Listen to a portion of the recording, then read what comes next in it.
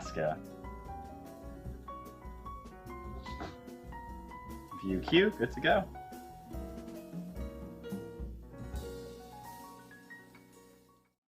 Tonight, we bring you a show that has been asked by a lot of you. We take a deep dive into cruising to Alaska and what is waiting for you when you get there. We have news on a new cruise line featuring 18 and up cruises coming to Miami real soon.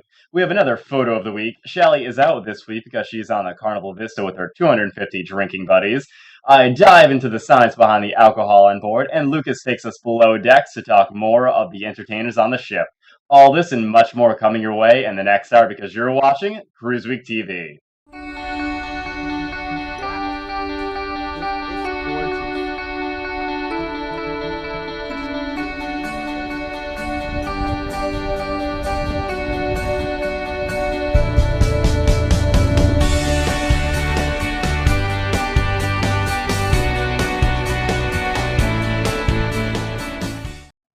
Our show this week is brought to you by the folks at Good Memories Travel and by vMix. Hi everyone, and welcome to another episode of CruiseWeek.tv Live, where each week we bring you the cruise news, interviews, and cruise information, as well as answering your questions live with the help of our experts. This week we are taking a deep dive into the ports of Alaska with our expert Blake for Alaska Excursions. So, if you have questions for Blake about Alaska, please type in the comments section, and we will get Blake to answer them. I am still a newbie cruiser, so everything about cruising is still all wonderful and new to me, but in order to learn more, we bring on the experts to help and answer my questions and yours, all about cruising. So let's start everything off with our photo of the week. For our photo of the week, we asked the fine members of Carnival Magic Past, Present, and Future Group to submit their best photo to us. By the way, the Magic was the ship that I went on for the very first time with my roommates and Bird to film all of Cruise Week Season 1. And you can go see that at CruiseWeek.tv website. I was pretty new back then, so, still kind of getting into the host material there. But this photo was sent in by Joe Bowman, chilling with family and friends on his balcony cabin. So how many of you prefer a balcony cabin over an inside one? Let us know in the comments below. Put yes if you usually get a balcony cabin, or no if you look for another option. I know you can save quite a bit of money by not having a balcony, and I personally am only in the cabin to change or sleep, so I would rather spend the money I saved on other things like the drink package. What do you guys do? We also feature a new Facebook group each week and pick the best picture in there to appear on the show. Be sure to keep an eye out for your favorite groups for our posts and then submit your photo. We have a new Facebook location as well, and I just want to let everyone know that on our Facebook, we are moving to a new location, and that is facebook.com/cruiseweek. On our original page, we still have casual chats and interactions, but moving the live show to our new page will enable us to bring even better quality to you. So make sure you like and follow it, and also turn on notifications so you get notified when we go live. Do you use a travel agent or go direct when booking your cruise? Did you know you can actually save money by booking through a travel agent? That's something cruise lines won't tell you. A few reasons for using a travel agent are personal service and cash credit back.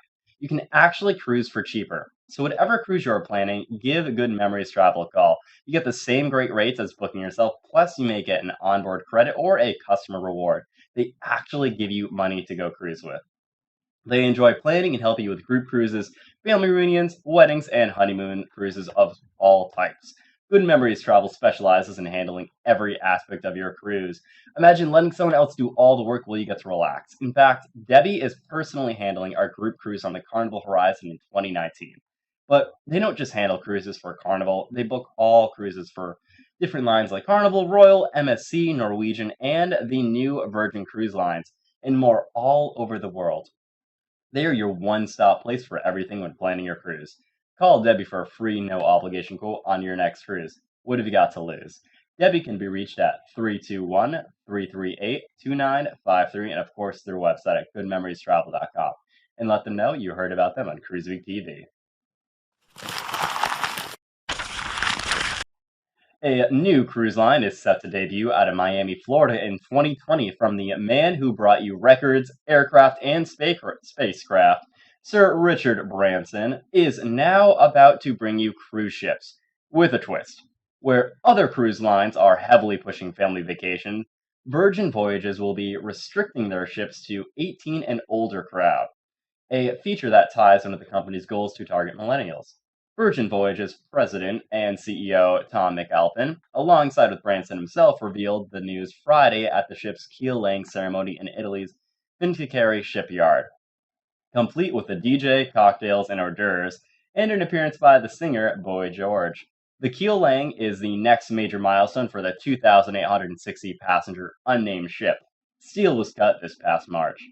In addition to revealing the ship, be exclusive to adults 18 and over, McAlpin said 86% of the cabins would have balconies, which they refer to as terraces, and 93% would be an ocean view. Little else is known about the ship at this point, except for the fact that it will be equipped with technology designed to turn wastewater into electricity, which will reduce the company's carbon footprint. Slated to debut, the ship will be gone and ready to go for 2020. One of 3 ships, with others expected to launch 2021 and 2022 respectively, and sail Caribbean itineraries out of Miami. Cruises are now available for pre-booking on virginvoyages.com, but the deposit is a hefty $500, and you can't even book a date yet. That's $500 just to get you in line to book later in 2018. As Virgin says, a $500 deposit puts you on the list for our pre-sale. That means when pre-sale begins, you'll be among the first to secure a cabin on this stylish and unique vessel. I myself will be waiting till the ship was built, I think. You don't come to Alaska. You don't come to Alaska to watch.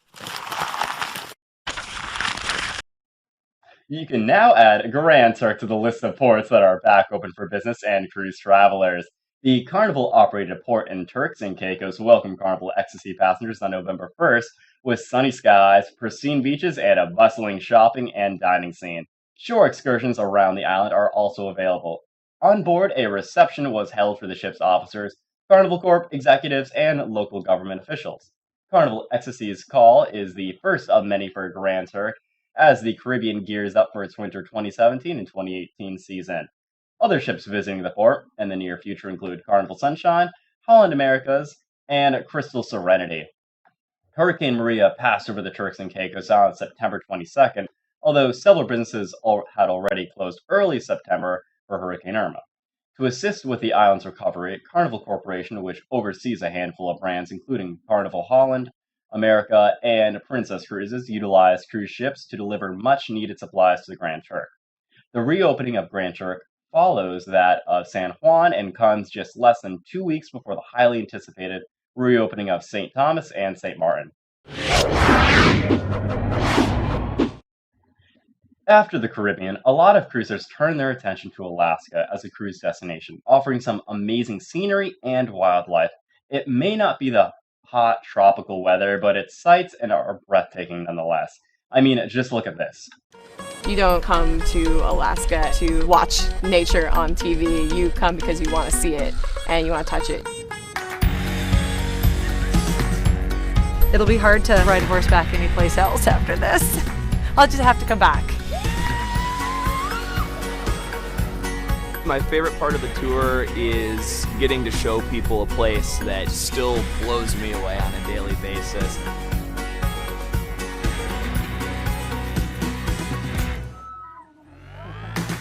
It's more than what we expected. Yes. I didn't expect this many zip lines, the suspension bridges. It was awesome. It was like a full day of activity.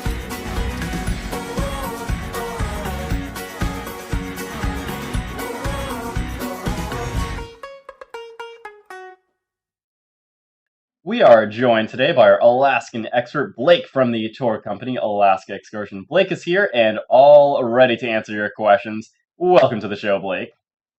Hey, thanks. Good to be here. So, tell me a little bit about yourself. You're in Alaska, I'm assuming, right now? Yes. Yeah, so I'm born and raised in Phoenix, Arizona.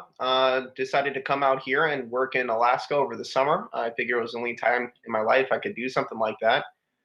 Fell in love with the place, fell in love with the scenery, loved my job, loved my company. And so I picked up and moved and drove about 2,200 miles to get here.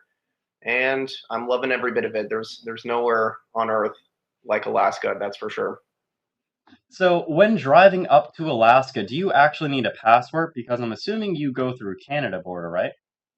hmm Yeah, so I went up through Washington State is the border we hit. Yeah, you need a passport, and then it was a couple days of driving through British Columbia and the Yukon Territory, and then we hit over to Skagway, and Skagway actually has its own border crossing. It doesn't serve anywhere else, and so if you want to drive from Skagway to anywhere else in the state, you actually need to cross the Canadian border first. So it's interesting to say the least out here. Yeah. So, what's the weather like right now? It's just fall, almost getting to that winter type of environment down here. Florida temperatures are hitting an average of 40 to 50 degrees at night. So, what's the average weather up there in Alaska right now? Right now, it's about 45 degrees in Skagway. It's not as bad as some of the other places in the state. Once you get further north or into the interior, it gets a little bit colder.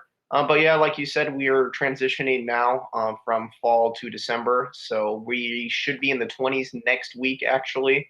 And then it's going to get really cold by the time Christmas comes around. Hmm. But we're just enjoying the last bit of good weather while we have it. Nice. I would absolutely love to go up to Alaska during the summer. We have a couple questions coming in, and Bird has given me privilege to click a couple more buttons than normal, so let's see if I get this right. Oh, here we go. Does Blake recommend doing just the cruise or the land cruise trips? That's a really good question. It depends what you're looking for, what you want to see, what you want to experience. Hmm. A bunch of people come through Skagway, they do both.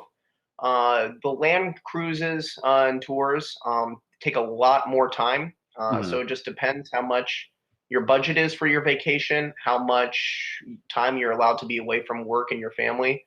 I would recommend sticking with cruising personally. I don't like being stuffed in a bus all day. Cruises, you have a little bit more freedom to walk around and enjoy your vacation at your own pace. So I would recommend just sticking with cruising, but to each his own. There's some beautiful views in the interior too, so whatever you want to see. So, when you get off the cruise ship, I'm assuming you probably have a handful of hours, probably an average about 6 or so. What's the number one destination you should really go to make the most of the hours that you have? In Skagway, we have a beautiful downtown area. So we are an old gold rush town, and a lot of the buildings are actually the originals from the late 1800s and early 1900s. So get off of your boat, head straight for Broadway, experience old timey stores, experience what the city has to offer. It's come to life. And of course, there's jewelry stores up and down that strip because we all know how much people love to buy jewelry while they're on cruise ships. But I believe I've been to each of the port cities in Alaska. I believe Skagway is the best one to get off. I mean, there's mountains everywhere around you. It's a really humbling and beautiful experience just to take it all in. This next question comes from Andy Tavares, and I'm definitely going to need help pronouncing some of these names. If you guys are pretty good at following our shows, you know that I am not great with names whatsoever, especially ones in different places. This one comes from Andy Tavares. He says, "What's the all-time best excursions in Skagway? One that starts with a J and one that starts with a K." Okay, so Skagway, I believe the best excursion is our Glacier Point excursion. So you get off your boat, you take a 1 hour boat ride over to the Davidson Glacier. Along the way, you'll have chances to see beautiful things like whales. I saw whales each time I went out there, bald eagles, mountain goats, sea lions. Once you get to the Davidson Glacier, you take a little bit of a short hike, about a quarter-mile hike, and then you canoe out to the glacier itself. And depending on what the weather is like and what the glacier is doing, you might even be able to touch it. And you all see pictures of how big and beautiful glaciers are, but it's a whole nother thing to see them in person. You feel tiny. So I believe that's the best excursion in Skagway. In Juneau, I believe the best excursion is either our dog mushing. Like I said, dog mushing is awesome. It's a state sport of Alaska. It's a lot of fun to see how excited those dogs are to run. We all know the story of Balto, at least a little bit of it. But then it's just really cool to see these dogs in motion. If you want to do whale watching, Juneau's probably the best port to do it. And then Ketchikan, just outdoor excursions. There's there's some pretty nice overlook spots and some summits over in Ketchikan that are nice to go visit. But yeah, I believe the best tours are located in Juneau and Skagway for the whole experience. How far away are each of those ports from each other? Can you visit each one of those in a day, or are those pretty far away? I'm very unfamiliar with a lot of Alaska territory. So usually you hit a port every day with a couple days of being at sea sprinkled in between. So it usually goes from Juneau to Skagway to Ketchikan to Victoria and then back down to Seattle. It changes a little bit depending on exactly what cruise you're doing. So cruises are typically 5 days of being actually out on the water, and so you'll hit a port every day, every other day. Like I said, with a day of sea, a day at sea or two sprinkled in the middle. Yeah. So I'm pretty big foodie. I've talked about food a lot, and usually when we have guests from different ports of calls, I always ask them, what's some local cuisine that's pretty interesting and exotic that I should really try when I'm up there? Or down there, depending on where it is. Yeah. So the only place you can find this beer called Spruce Tip Ale is actually in the Skagway and Haines area. We have a brewing company up here. It's called Skagway Brewing Company. So each pint has 100% of your daily vitamin C in 100% of your daily vitamin C in each pint. So it's real fun to, be able to build up your immune system and tear down your liver all at the same time. So that's something you can only get up here. We also have a pretty highly rated noodles place that's Thai food, and that is excellent. Other than that, it's just burgers and pizza. So we're not really the culinary masterpiece up here, I guess, in Skagway, but it's still pretty good. I would have not guessed Thai food. That kind of threw me off a little bit there. Mine too. Yeah. Definitely have to go and try it. And I'm a brewer. I love beer, and any excuse to drink beer while I'm away in different places or alcohol in general, completely fine with me, and makes that protocol even better, especially ones that give me vitamin C in the morning. Usually I kind of skip the orange juice and go straight for the coffee with usually a type of whiskey in it in the morning that Bird provides me to kind of wake me up and poke me in to get me up in the morning. It's a pretty good thing. Anyway, so I also love a lot of science, hiking, trails, all the ecology of different environments and ports. But I know there's always different dangers while going to a foreign place, especially if you're unfamiliar with it. Is there anything you should kind of be aware of while you're a tourist kind of walking around Alaska? So if you stick to your tours and what your tour guide is telling you to do, you're probably not going to have any problems. But we do have some great hiking if you want to get off the beaten path. Right off the cruise ship, you walk 5 minutes and you have beautiful trails.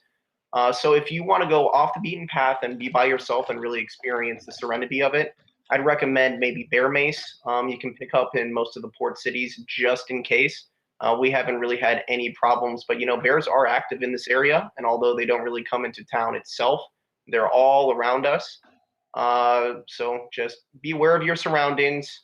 If you see a bear, get real big and wide. If you see a brown bear, put your hands over your neck. Don't move. Hope that leaves you alone. If you see a black bear, you want to get real big. There include dog racing. That's the national sport of Alaska, or? Yeah. So dog mushing is the state sport of Alaska. It used to be the primary way to get around in the state. But back in 1973, when snowmobiles were starting to, put dog mushing out of business, you didn't really need it.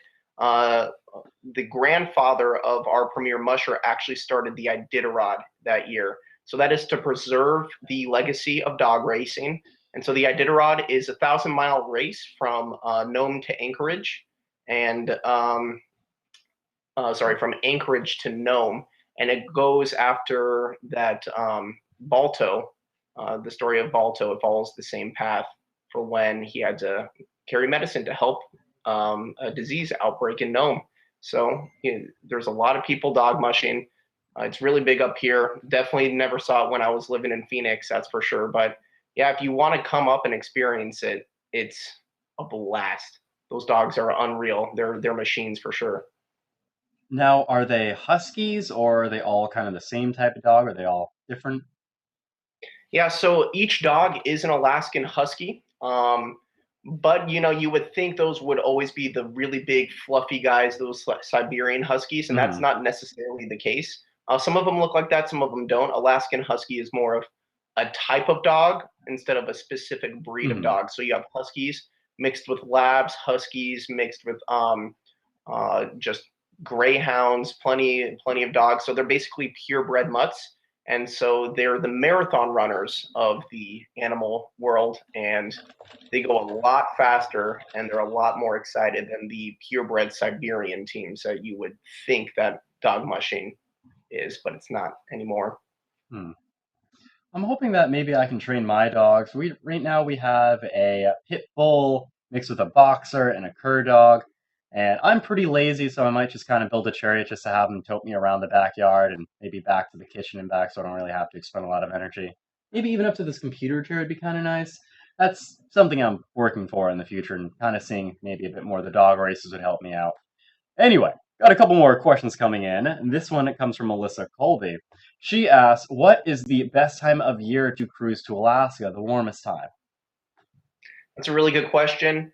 Peak season with the best weather is usually at the end of July and the beginning of August. So July and August are the busiest.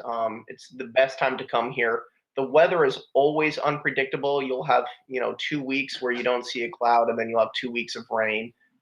So just plan accordingly. But that is your best shot for having the best weather here. Usually, once you get to September, towards the end of the season, at the beginning of the season in April and May, and that's when the weather is still a little bit colder and a little bit wetter. Hmm. Is there anything to actually do in the winter? Are there actually still cruises going during winter, or are they mainly just the summer seasons? Yeah, so there's no cruise ship coming to Alaska in the wintertime.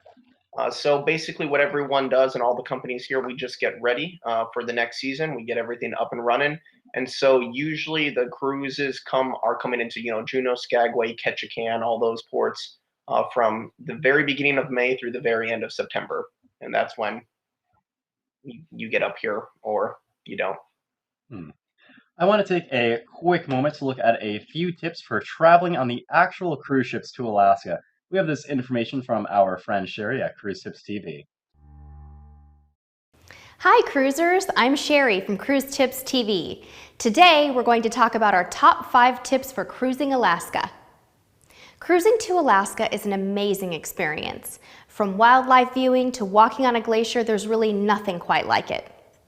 Here are a few tips to help you settle on the perfect Alaska cruise to suit your travel preferences.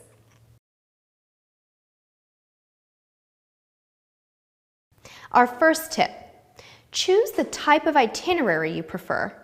Do you prefer a round-trip voyage out of a port like Seattle or Vancouver, or a glacier and port-intensive trip that starts in one city and ends in another? Or perhaps you prefer a land and sea combination. Alaska cruise tours are very popular, and lines like Princess do an excellent job of combining a cruise with some pre- or post-cruise time on land. This is a great way to see places like Denali. Princess even offers their own lodges and rail service for seamless cruise-to-land travel.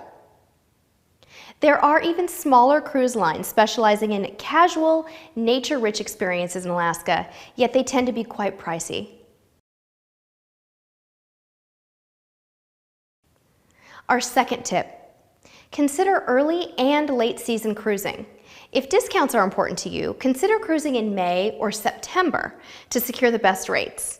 You may also find some of the more popular ports to be less crowded during these months. We've also found that the weather in May can be great and a little bit drier than other summer months in Alaska.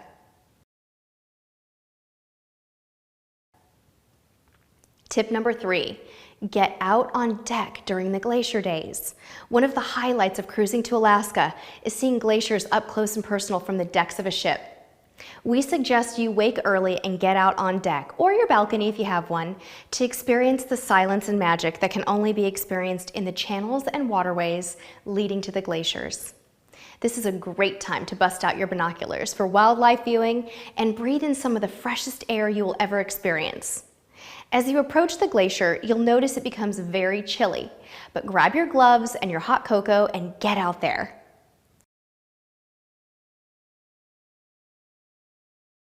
Tip number 4. If you can, invest in a balcony cabin for your cruise to Alaska. So much of the scenery you can experience in Alaska can only be seen on the decks of a cruise ship. It will cost more, but the photo opportunities are worth it. Also, remember that in Alaska, the sun goes down quite late during the summer months. You may find yourself on your balcony at 8:30 p.m.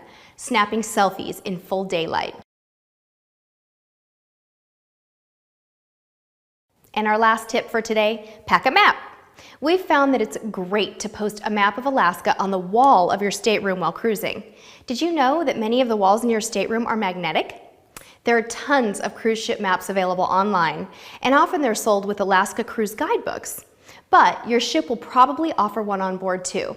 So pack a few magnets or pick them up in the onboard gift shop and track your Alaskan journey. This is especially fun if you're traveling with kids.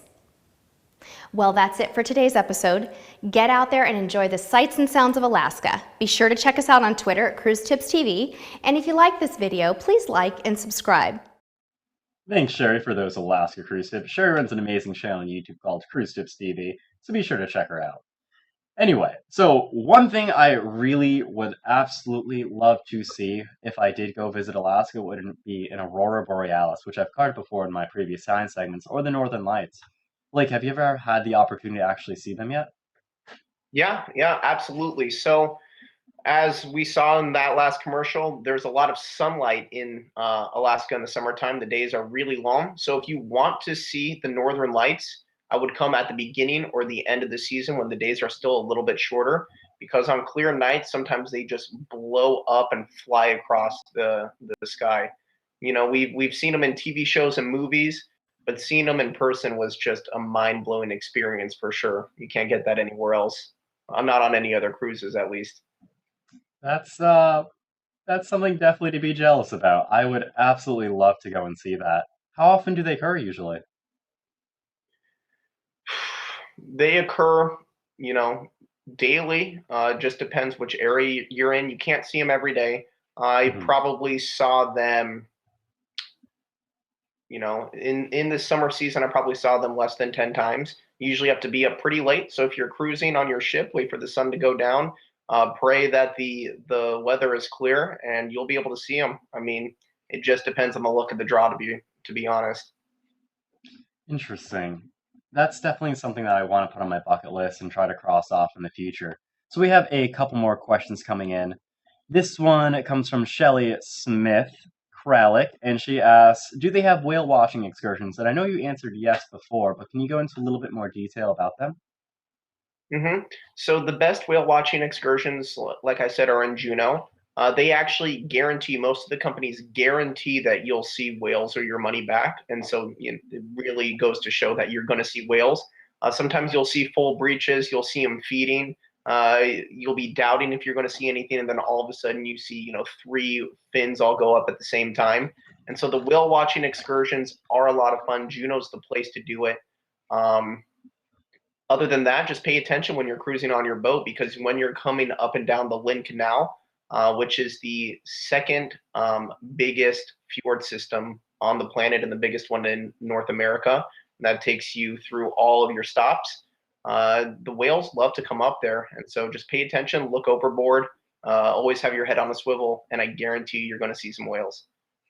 So if I'm coming up there during the summer for a cruise, what type of clothes should I wear? Is it jacket weather, tank top, or is there anything special I should bring?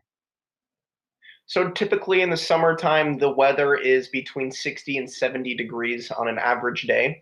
So just bring something to be comfortable in. When you are on your cruise ship on deck, sometimes the wind gets a little bit more extreme. So take that into consideration.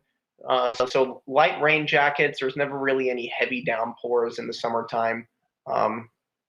Just moderate clothing. You don't need to go overboard. You don't need to bring your, 20-pound fluffer jacket to haul around in your bags and waist space. Nice.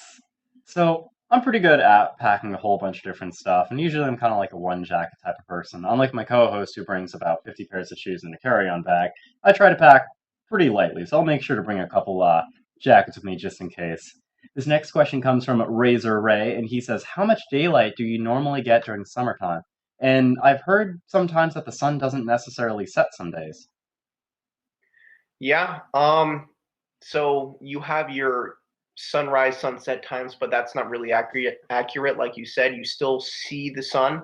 So on the summer solstice, which is the longest day of the year, I believe the sun came up that morning around 4 o'clock, and we all wanted to see the sunset that night, so we stayed up, and there was still sunlight peeking out from over the mountains at about 2 in the morning. So, at the peak of it, there's really not that much darkness.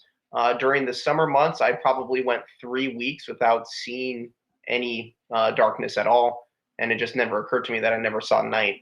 So yeah, if you're coming, summer is definitely the time to do it. That's when you're going to get the most exposure to views because the sun doesn't really go down. Does that throw off your sleep schedule? Should I invest in maybe more sunglasses or heavy duty blinds to kind of block out the sun? Yeah, it was a weird transition initially to get used to. But yeah, blackout blinds if you're a light sleeper.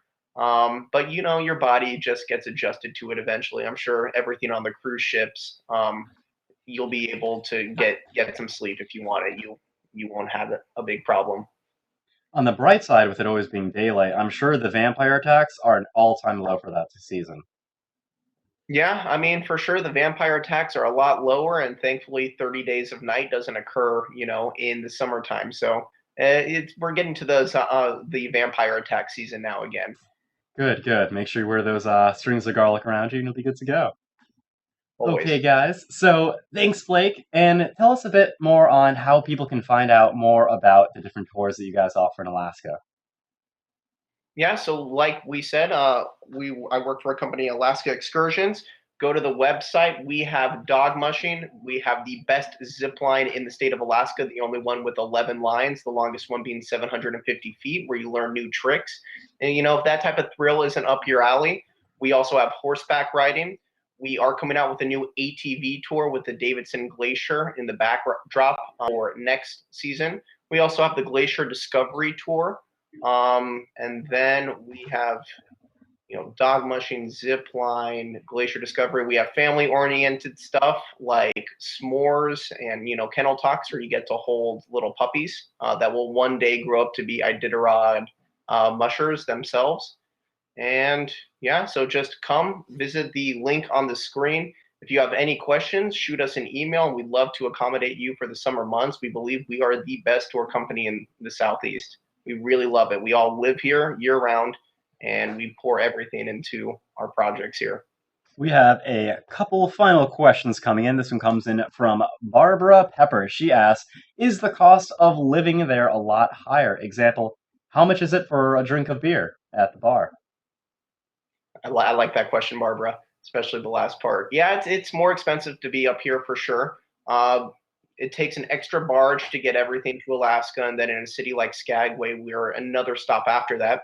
So we get all of our groceries every Tuesday off of the barge from Juneau, and that includes, all of your drinks at the bar. So if you want to get a pint of Coors Light, it'll cost you about $5. If you want to get a pint of craft beer, that will run you anywhere between like $6.50 and $8.50. So it's definitely much higher than being up in the lower 48, but the beauty of being up here definitely makes it worth it. Well, Blake, I really appreciate you coming on the show and taking time to talk to us all about Alaska, and our viewers definitely appreciate it as well.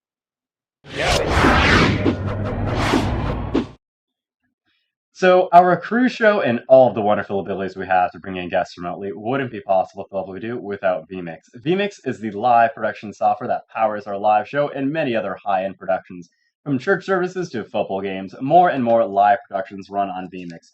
What our producer Bird really liked when he was trying to improve our show was they give you a full 60-day trial of everything. That way you can test it out risk-free before you buy for 2 full months. Then they have systems starting from just $350 up to $1,500, depending on your production requirements. If you're going to do any sort of serious live streaming, you need vMix. Try it today, free at vmix.com. For tonight's science segment, I want to talk about something that people absolutely love and others can't even stand or smell. The ultimate troublesome threesome. Salt.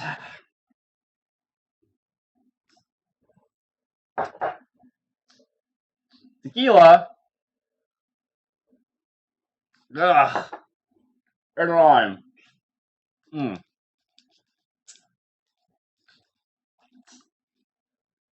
That was nowhere near as good as the tequila I had in Mexico. I need to sip on something else for a bit. Okay. Let me know in the comments below if you love or hate tequila. Obviously, not a big tequila fan, but maybe you are. Anyway, tequila is a regionally specific distilled beverage and type of alcoholic drink made from the blue agave plant, primarily in the area surrounding the city of Tequila, which is roughly 65 kilometers or 40 miles northwest of Guadalajara, and in the highlands of Los Altos. Aside from differences in the region of origin, tequila is a type of mezcal being produced from up to 28 different types of agave, while tequila must only be produced from the blue agave plant. Tequila is commonly served neat in Mexico or as a shot with salt and lime across the rest of the world. The red volcanic soil in the region around the city of Tequila is particularly well suited to growing of the blue agave, and more than 300 million of the plants are harvested each year there. Agave goes differently depending on the region. Blue agave grown in the highlands of Los Altos region are larger in size and sweeter in aroma and taste. Agaves harvested in the lowlands, on the other hand, have a more herbaceous fragrance and flavor. Tequila contains alcohol most often made at 38% alcohol content, or 76 proof, for domestic consumption, but can be produced between 31 and 55% alcohol content, 62 to 110 US proof. Per US law, tequila must contain at least 40% alcohol, or 80 US proof, to be sold in the United States. Tequila comes in an abundant array of colors that ranges from a simple clear distilled beverage to a dark amber brown. The color of tequila varies greatly on the aging process and the type of wood used for storage. The white version of tequila, known as silver tequila or blanco, is a product obtained without or very little additional aging process, as well as the spirit must contain between 38 and 55% alcohol content, which is fermented from a wort which contains no less than 51% sugars from the agave plant. Consuming silver tequila, hashtag not sponsored, provides the purest form as little aging has occurred. What is known as gold or joven or oro tequila is usually silver tequila with the addition of grain alcohols and caramel color. However, some higher-end gold tequilas may be a blend of silver and respato or rested aged tequila, or aged in wooden containers. The aging process can last between 2 months and 3 years and can create or enhance flavors and aromas. The aging process generally imparts a golden color. Finally, let's talk about the one big thing that I missed: the worm. Only certain mezcals, usually from the state of Oaxaca, are ever sold con guisano, sorry for butchering Mexican and Spanish, with the worm. They are added as a marketing gimmick and are not traditional. The Tequila Regulatory Council does not allow any of the worms or scorpions which are sometimes added to the mezcals to be included in tequila bottles.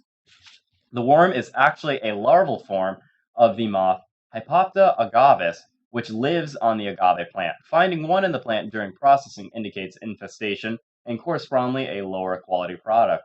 However, this misconception continues despite efforts of marketing to represent tequila as a premium liquor, similar to the way cognac is viewed in relation to other brandies. So, who would like to go with us on a cruise in 2019 on the Carnival Horizon? This is being put on by our good friends at Good Memories Travel, and we would love to get our community on there with us. It is February 23rd of 2019, and we hope to have our entire team on board and having a blast with you all as well, as enjoying one of Carnival's biggest and newest ships. The entry for the $500 drawing has also been extended, so you can be entered into that when you book. There is a webpage for the cruise, and that is at CruiseWeekTV/Group Cruise. Let us know what you would like to see on the group cruise since we have never done one before. The entry for the $500 drawing has been extended till December 31st, so go ahead and book and join myself, Bird Joe Shalley, with you all on the ship. In today's Life Below Decks, our comedian friend Lucas Bowen talks to another traveling entertainer on the ship with him.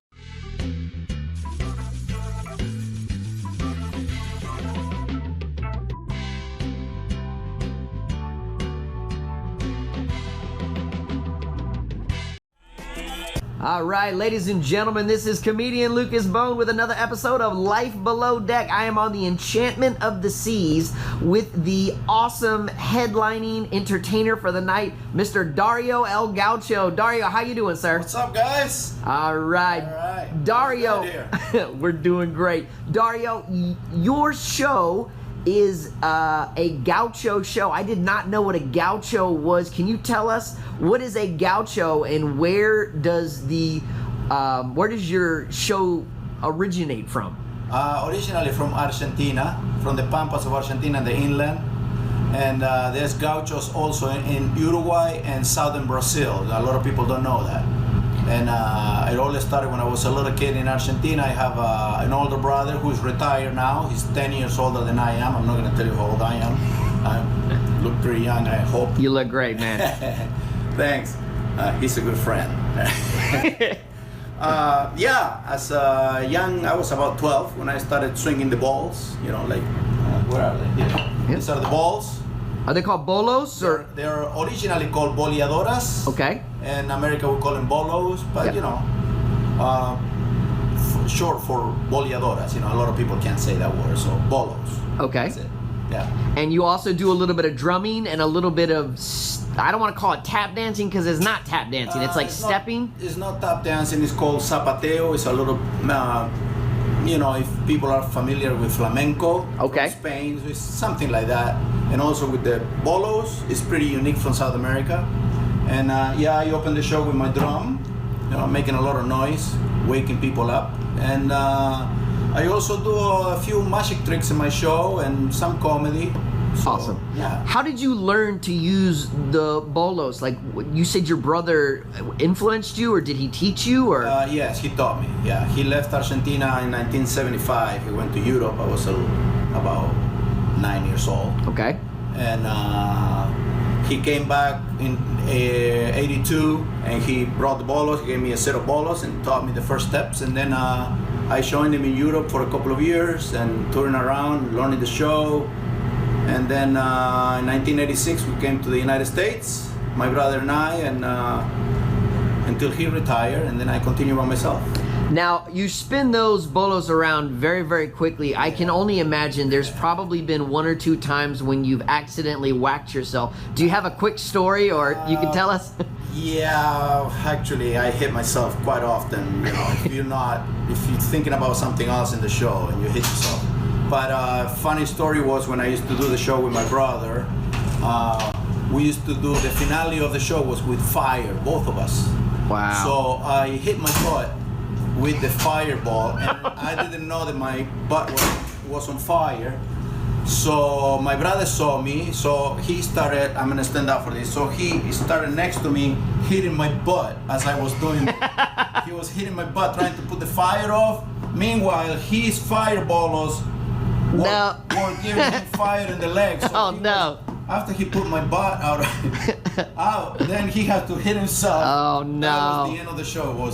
That's a heck of a finale. It wasn't funny. My brother was really pissed off, but now we talk about it and we laugh. That's awesome. What an awesome finale. I bet people would never forget that. Yeah. Dario, thank you so much. We are going to end the interview tonight with some of your some of the bolos from your show. Guys, tune in next week. All new interview on Life Below Deck. Dario, thank you so much.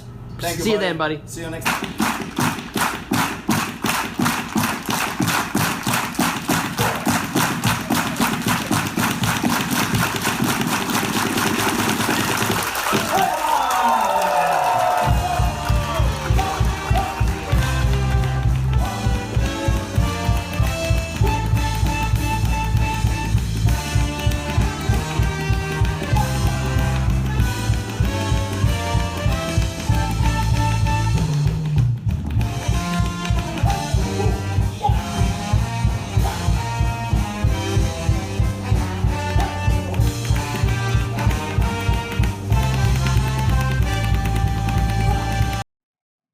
Thanks, Lucas, for sending that video, and make sure you guys check out Lucas on his Facebook page at Comic Lucas Bone. So, Joe is getting a little lonely in the studio, and I mean, I have my co-host Shally, and poor Joe doesn't have anyone. So we are starting the hunt for his very own co-host. If you would like to join Joe and the show remotely, of course, so you wouldn't have to travel to Florida, unless you want to. That would be interesting as well. And are available every other Saturday between 7:30 p.m. and 9 p.m. Eastern Time. And you love cruising and Royal Caribbean ships and have a great personality, we want to hear from you. Send me an email at zach@cruiseweek.tv and tell us why you think you will be the perfect co-host to join Joe on the show. We hope to hear from you very soon. And if you know someone who will enjoy watching the show as much as you, be nice and share the link to their Facebook wall so they can enjoy it too. Please like and subscribe our YouTube channel. Just doing that alone really helps our shows and our sponsors. That we have a lot of different support from all of you and keeps our show alive each and every week. I want to thank Cruising Cat from RC Periscopers Group for helping us out over there in our Periscope chat room. If you want to see a lot of live streams from people on ships, head over to the RC's Periscopers Group on Facebook for a list. Thanks everyone for coming in and joining us. Joe is back next week, and keep an eye out for our Wednesday with myself and Bird on our midweek social live stream, where we get to know all you guys and you get to know us a little bit better in a little bit of a more informal setting. And as always, guys, we'll see you on the ships.